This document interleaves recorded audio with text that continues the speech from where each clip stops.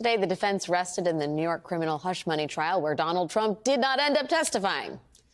But Robert Costello, the former legal advisor to the prosecution's star witness, Michael Cohen, Costello did testify with the goal of undermining Michael Cohen's credibility.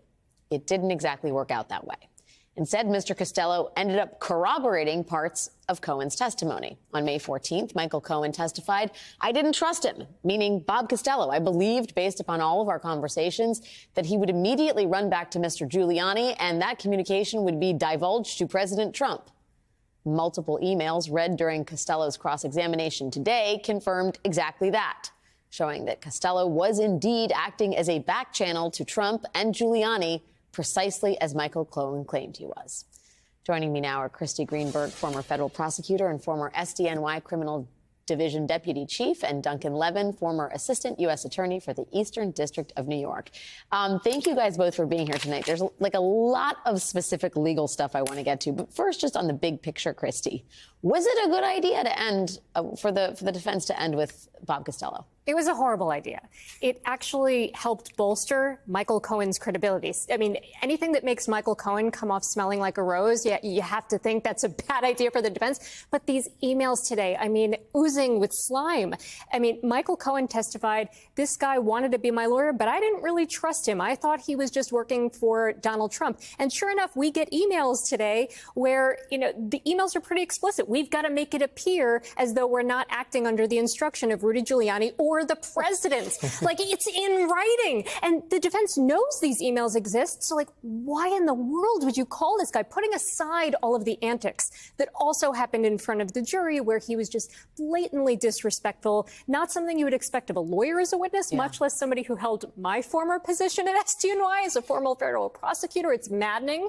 But, I mean, all of those things, the style and today the substance, it was a total train wreck for the defense. Okay, in no uncertain terms, bad idea. Bad idea. Now, the stage we are at now, Duncan, is Judge Merchan is basically deliberating on a number of decisions related to the instructions that the jury is going to be given, which is very important, if a little bit dry. But this is kind of where the rubber meets the road, right? Yeah, I mean, not all lawyering can be as sexy, unfortunately, as hush money payments and secretly recorded tapes. But this is more like reading the fine print of a contract. But it's so important because this is the way in which the jury interacts with all the evidence before it. And the prosecution, the Judge Merchan hasn't ruled formally on most of the requests, but it looks like it was a mixed bag for the prosecution and the defense. So the prosecution won a big victory today or I should say a somewhat big victory today. A meaningful victory. In some of this small print. The two of the elements of the offense are that the falsification of business records was done with the intent to defraud and the intent to conceal the commission of another offense. And it looked to me... That's the felony charge. And that's the bump up. And on that bump up, the prosecution won sort of two little victories. One was that those are not two separate things, that the intent to defraud and the intent to conceal the commission of another crime are the same thing. Okay. But the more sort of interesting thing is that it looks like Judge Merchan is ruling that not all of the jurors need to be unanimous in the way in which he covered up this conspiracy to promote an election by unlawful means, meaning that one juror could decide the Stormy Daniels payment does it. One juror could decide it was the Karen McDougal payment that did it. Another juror could say it was a tax payment that did it, and they don't all need to agree on it. So that gives the prosecution a lot of flexibility. And that seems like something that Alvin Bragg foresaw, right? Because all along here, it was, okay, we understand what the misdemeanor is here, falsification of business records. To make it a felony, there needs to be that secondary step-up charge. And Bragg long maintained, correct me if I'm wrong, it could be a number of things.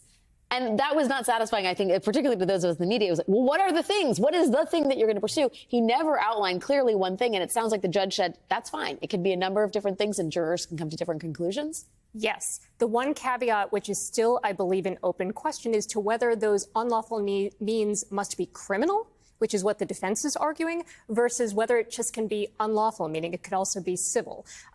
And the defense was really key on wanting to have this willfully language kind of put in, meaning that you're acting intentionally, and that what you're doing is going to result in a violation of a crime, of the law. So that the judge hasn't quite decided on yet, but yes, I agree with Duncan. This is a win for the prosecution. It gives them flexibility.